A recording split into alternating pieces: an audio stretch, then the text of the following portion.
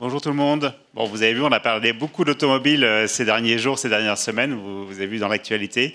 On va continuer à le faire ce matin et je suis entouré, et j'ai beaucoup de chance pour cela, de Anne, qui est directrice de Data Science et AI pour le groupe Renault, et de Marco, qui est directeur d'une fonction de plus en plus importante dans l'automobile, niveau métier, qui est la valeur résiduelle, et il va vous en dire un petit peu plus.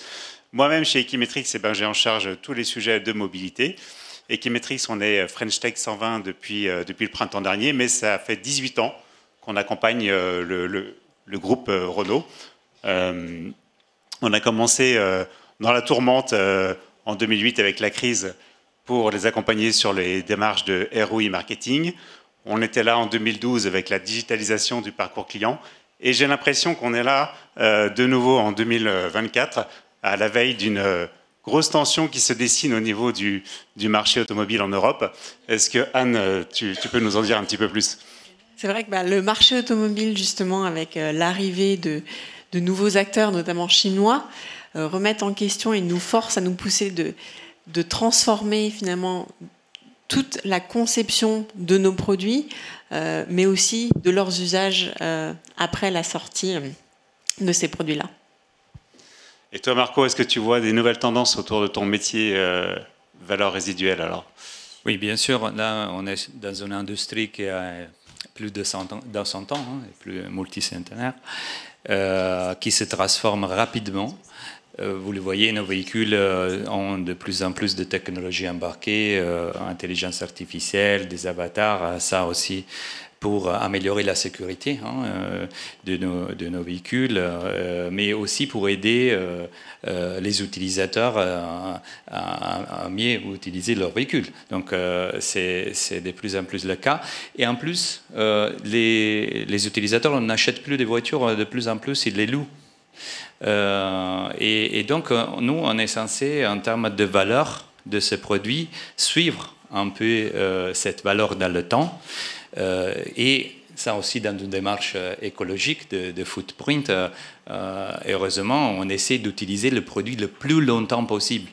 Donc, avant, on utilisait les voitures à 5-6 ans. Maintenant, on peut l'utiliser 15 ans ou plus. Elles sont de plus en plus durables. Donc, et ça, c'est un trade-off aussi avec notre capacité à innover, évidemment. Faire des véhicules qui peuvent répondre aux exigences qui évoluent.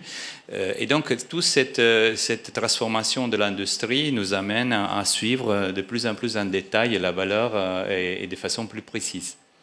Alors, ce qu'on sait, c'est que maintenant, les constructeurs asiatiques et chinois en particulier développent les véhicules en 2 ans. Vous vous rendez peut-être pas compte de ce que ça signifie, mais les constructeurs traditionnels, notamment européens comme Groupe Renault, font ça en 5 ans, dans le meilleur des cas aujourd'hui en 4 ans. Donc ça veut dire qu'il faut accélérer les cycles de développement véhicule pour que le véhicule soit toujours un produit frais. Et ça veut dire, Marco et Anne, qu'il faut prendre les décisions 2 fois plus vite en fait. Tout à fait. Et c'est un peu comme dans la météo. Là aussi, maintenant, dans les prévisions de la valeur d'un véhicule, avec ces transformations si rapides, il faut être capable de détecter des signaux, de détecter les tendances, de suivre les avances technologiques et réagir vite. Et en même temps, comme on s'est dit, faire en sorte que nos produits qu'on a aujourd'hui dans la rue puissent être mis à jour aussi, puissent suivre aussi ces tendances pour, encore une fois, respecter un footprint qui est correct. Donc ça veut dire que, Anne, on est en présence un peu de tous les ingrédients là qui sont réunis pour mettre en place des solutions data et surtout IA générative. C'est-à-dire qu'on a plein de données. Après, il reste encore un gros travail finalement à faire pour raffiner cette donnée, la rendre qualitative, et un gros travail aussi également de vulgarisation des deux côtés. Vulgarisation auprès de la leadership team pour qu'ils comprennent les enjeux et tout ce qu'on peut générer comme valeur à partir de ces nouveaux outils. Et puis aussi un outil de vulgarisation des utilisateurs finaux qui ont des outils ultra puissants dans la main et avec lesquels ils peuvent interagir, on va le voir, plus naturellement qu'avant. Il n'y a plus besoin d'avoir un bac plus 12 pour utiliser des outils d'IA générative et même de technologie au sens large et être efficace. Alors, quand on est arrivé vers tes équipes, Marco, il y a à peu près 12 mois, on a eu beaucoup de chance parce que finalement, on a trouvé déjà un gros travail qui avait été mis en place au niveau de la construction du data lake et ces fameux data points qui sont nécessaires au calcul des valeurs résiduelles, par exemple, et des cycles de vie véhicules. Et puis, on a trouvé aussi un travail qui avait été fait, initié au niveau de la détection des cas d'usage avec le plus fort potentiel. Est-ce que tu peux finalement nous dire qu'est-ce qui t'a permis ensuite d'avancer vers directement l'identification de l'IA et de l'IA générative pour accélérer ces chantiers-là? Oui, comme tu dis, Renault, chez nous, dans Renault Group en particulier, pour nous, c'est de l'intelligence augmentée. C'est déjà, on a des experts dans l'automobile, avec, comme on s'est dit, c'est une industrie centenaire. Donc, l'intelligence artificielle, c'est pour nous assez naturel en ce moment pour accompagner les experts. Et c'est pas comme on entend parfois une question de productivité, c'est une question d'efficacité, effectivement, pour pouvoir répondre à cette transformation qui est très rapide. Donc, pour ce qui concerne le suivi de la valeur de nos véhicules, dans le temps, effectivement, le choix d'avoir de l'intelligence augmentée devient indispensable. La masse de données qu'on a à disposition, comme je disais tout à l'heure, c'est comme les prévisions météo, c'est des masses de données que nous, les humains, on ne peut pas traiter de façon rapide toute seule. On a besoin d'un copilote, on a besoin d'un aide que, dans ce cas-là, la machine nous donne. Donc, et là, on a commencé avec toi, effectivement, ce type de projet pour profiter au maximum de l'information qu'on a à disposition. Alors, on va te laisser présenter les deux solutions qui sont déjà live dans l'environnement du groupe Renault aujourd'hui. Donc, on a développé sur la partie très quantitative des tables de données un module qu'on appelle Talk to Data, et Marco va vous le présenter juste après. Et puis un autre module qui va chercher dans des bases documentaires des corpus d'études clientèle, d'études concurrence et d'études de marché, un module plus de type NLP pour Natural Language Processing, qui va permettre de remonter des informations sur une base documentaire très très importante. Donc d'un côté les chiffres, de l'autre les lettres, mais la même volonté de donner accès à cette information qui n'est pas toujours facile à naviguer pour les utilisateurs dans les équipes et dans les métiers valeurs résiduelles.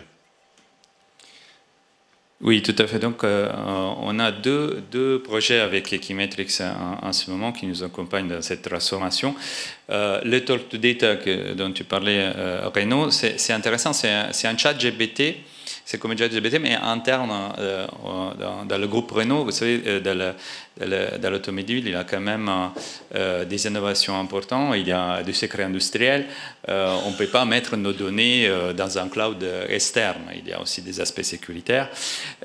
Donc, nous, on a ce besoin de créer un chat GPT interne, quelque chose qui permet de lier toutes nos données financières, d'innovation, de recherche, via un outil où l'expert peut poser ses questions et rapidement avoir la dernière version, la dernière donnée disponible et donc faire ses analyses de manière plus efficace.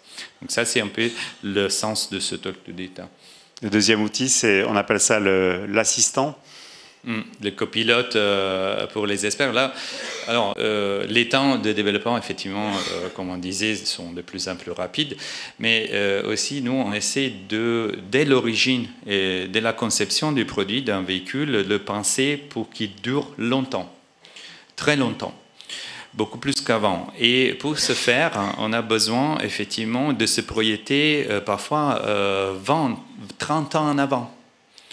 Et ça, c'est la boule de cristal. Donc, évidemment, ces types d'outils, aujourd'hui, qui sont disponibles, nous permettent de naviguer sur l'ensemble des études qui sont disponibles, sur la consommation, sur la recherche, les avancées technologiques, etc., les articles scientifiques, plutôt que les réseaux sociaux.